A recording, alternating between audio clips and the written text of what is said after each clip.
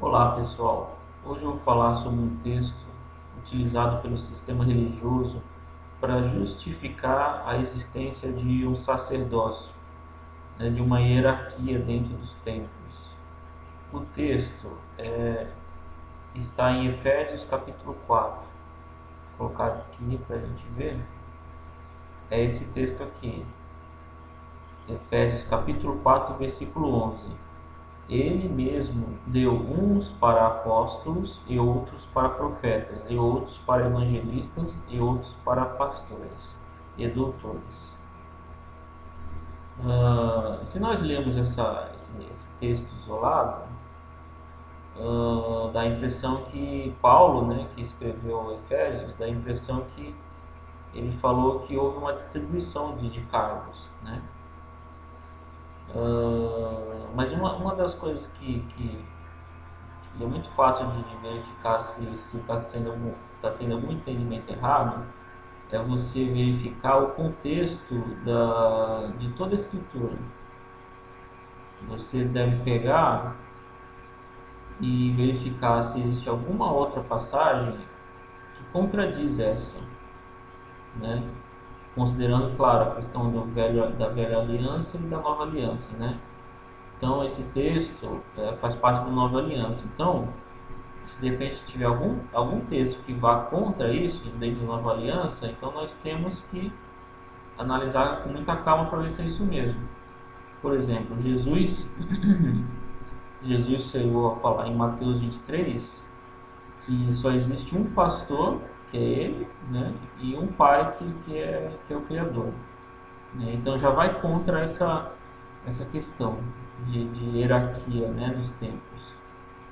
Outra passagem também que vai contra essa questão de levantada aqui é uma parte onde o Salvador ele responde os apóstolos Pedro e André, pois eles queriam saber quem seria o maior entre eles, dentre os 12, quem que administraria tudo, quem seria o líder deles, né? Então o Salvador explica que no mundo, né, as coisas do mundo existe hierarquia, existe patrão, existe gerente, encarregado, mas nas coisas do Criador não é assim, todos são irmãos. Então o Salvador foi claro nessa questão, né? Então se vê nesse texto aqui, isolado, que existe algo de errado. Então, como de sempre, para a gente dirimir todas as dúvidas, é necessário a gente ler o texto completo, né? Então vamos ler desde do primeiro versículo. E muitas vezes é necessário às vezes até ler um capítulo antes, né? Mas nesse caso eu acho que já basta aqui nesse capítulo mesmo. Então vamos ler aqui, ó. Rogo-vos, pois, eu, o preso do Senhor, que andeis como é digno da vocação com que fostes chamados, com toda a humildade e mansidão, com longanimidade, suportando-vos uns aos outros. Então Paulo já estava na época que ele já estava preso, né? Já estava escrevendo na cadeia, né? Então ele diz assim que ele roga-vos, né? Peço que vocês andem como é digno da vocação com que foste chamados, né? Com toda humildade e mansidão, ou seja, cada pessoa teve dons, né? Então, às vezes uma pessoa tem facilidade de falar em público, né? Para um grande público. Então, essa pessoa deve fazer isso com humildade e mansidão, né? E com longanimidade, suportando-vos uns aos outros. É interessante suportando-vos aqui que as pessoas pensam que é suportar de ter que aguentar a pessoa, né? Mas é suportar de dar suporte, né? Ajudar as pessoas a suportar uns aos outros em amor, de dar suporte, né? Voltamos aqui, ó. Procurando guardar a unidade do espírito pelo vínculo da paz. A unidade do espírito é a unidade do entendimento, um só entendimento. Há um só corpo e um só espírito, como também fostes chamados em uma só esperança da vossa vocação. Ou seja, há uma só igreja, há um só corpo, corpo do Salvador, e um só entendimento, né? Como também fosse chamado em uma só esperança. Hoje nós vemos, só no Brasil, são mais de 40 mil denominações religiosas, né? Então são 40 mil corpos diferentes, né? Eles dizem que estão juntos, né? Mas um briga entre si para pegar o fiel de lá, o fiel daqui, a outra é melhor, outra é diferente, né? Então, na verdade, tudo isso aí não é o corpo do Salvador, essas denominações religiosas. O corpo de Cristo é só um. E o entendimento é só outro também. E às vezes você vai numa denominação religiosa onde falar línguas estranhas é comum, em outra denominação não, pô, né? Então, várias questões há diferenças. Como pode ser um só corpo e um só espírito se cada uma tem suas liturgias e sua maneira de ver as coisas? Então, você vê que tem algo errado, né? Que não tá existindo um só corpo, né? E vamos continuar aqui, ó, no versículo 5.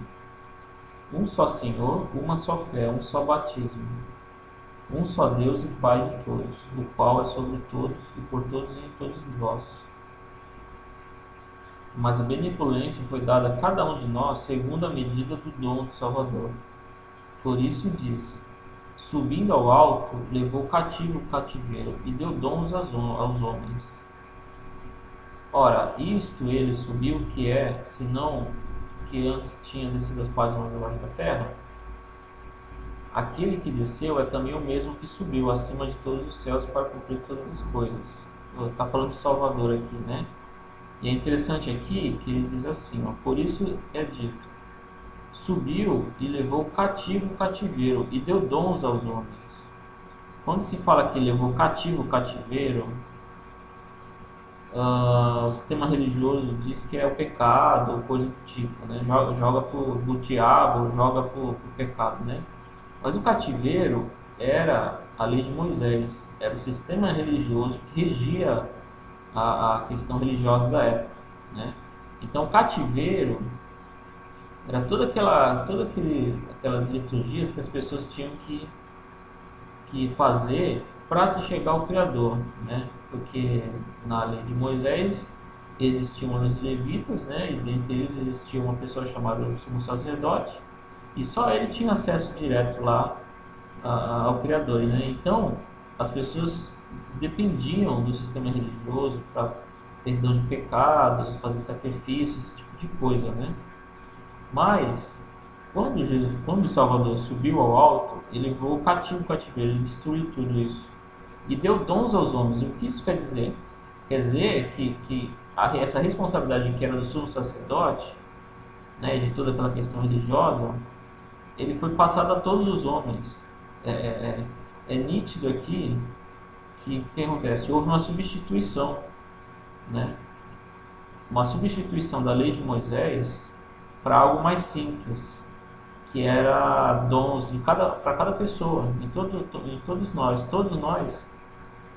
quando o Salvador morreu por nós, ele rasgou o véu do templo, né? Então nós não precisamos mais do sistema religioso, de um sumo sacerdote para nos guiar até o Salvador, que nós somos o nosso sumo sacerdote, entre aspas, né?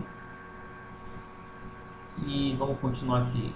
E ele mesmo deu uns para apóstolos, e outros para profetas, e outros para evangelistas, e outros para pastores e doutores, querendo o aperfeiçoamento dos santos para a obra do ministério, para a edificação do corpo do Salvador.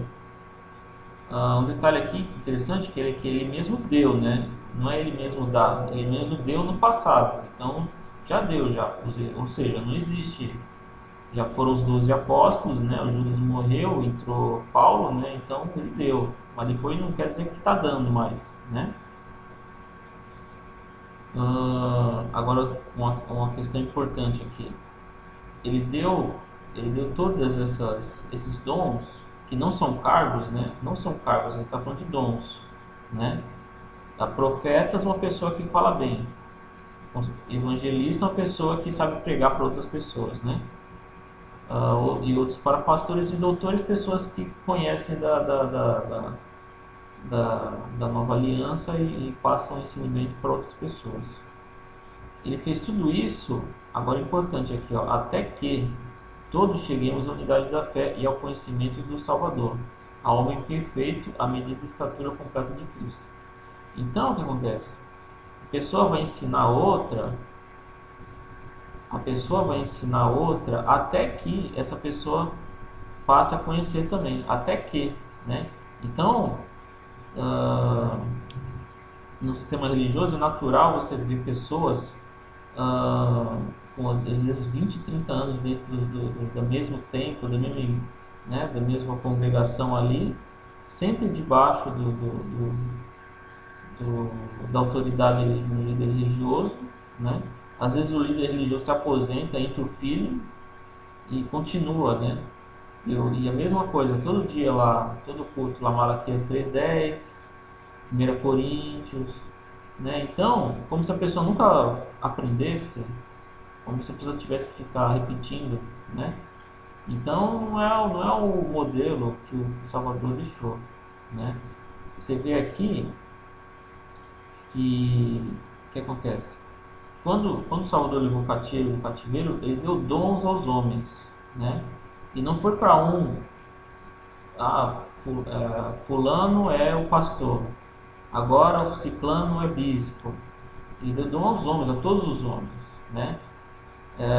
Cada um numa medida, né? Uns conseguem falar melhor, uns aprendem mais da palavra, né? Cada um tem sua aptidão, né? Sua facilidade em certas coisas, né? Mas deu a todos foi dada a responsabilidade de propagar as boas novas, né? Mas você vê que é interessante que há uma limitação, né? Até que a pessoa aprenda. Você vai estar falando com a pessoa, está ensinando.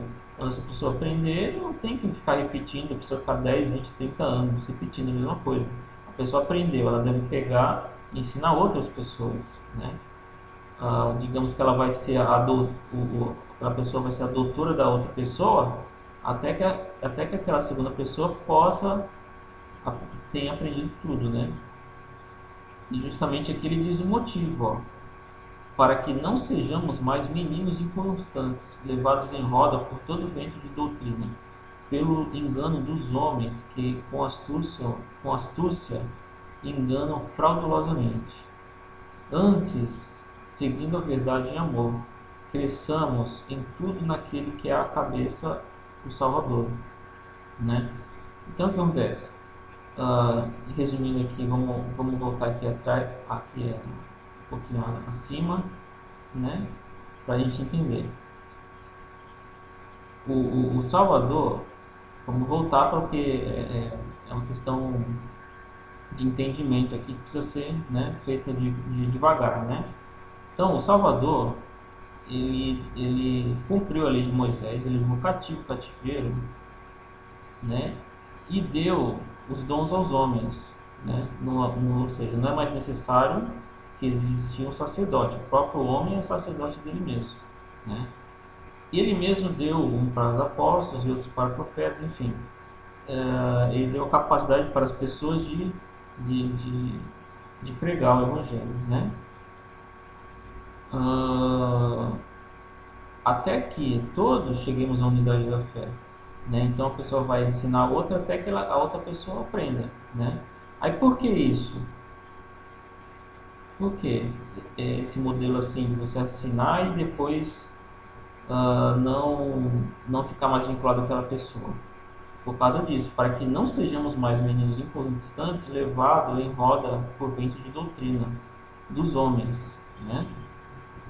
Antes, ou seja, ao invés disso, ao invés de você seguir doutrina de homens, né? Ao invés de você seguir a doutrina dos homens, ao invés disso, siga a verdade em amor, crescendo em tudo naquele que é a cabeça, o Salvador, ou seja, a cabeça não é o seu líder religioso, é o Salvador, né? Então você vê que existe uma distinção aqui. O apóstolo Paulo está falando claramente que não devemos seguir os homens, porque o cabeça da igreja, da verdadeira igreja, é o Salvador, né? E então é isso. Esse texto, se você ler aqui de forma isolada, dá a impressão que está falando de cargos, né? Cargos eclesiásticos. Mas na verdade está falando de dons, né, que foi dado a todos os homens. Eles devem usar para evangelizar as outras pessoas, mas até que as pessoas tenham aprendido, né, e passem a ensinar as outras pessoas, né, sem vínculo uma com as outras, né. Aqui é claro está dito claramente que o cabeça é o Salvador, né, e deve ser feito dessa maneira para que, aí voltando lá no começo, para que tudo seja feito com humildade e mansidão, né? Não pode ser feito assim, a pessoa começa a aprender muito do Salvador e querer ser melhor que as outras pessoas e querer comandar as pessoas, né? O apóstolo Paulo está falando justamente isso. Está falando justamente o contrário do que é feito se utilizando dessa passagem aqui de ele mesmo deu para apóstolos, para profetas. Então, ele não tá criando aqui, ele não está criando, não está dizendo que o Salvador deu cargos eclesiásticos. Vamos resumir. Aqui Paulo não está falando que o Salvador deu cargos aqui. Paulo está falando que existia o cativeiro, que era a lei de Moisés, mas que não existe mais. Agora é disponível para todos os homens, né? Ensinar e aprender. E cada um ensina e aprende todo mundo, em todos, né? Até que todo mundo aprenda, livre de vínculos, né? Para que as pessoas não sejam enganadas, né? Ou levadas para outro tipo de doutrina.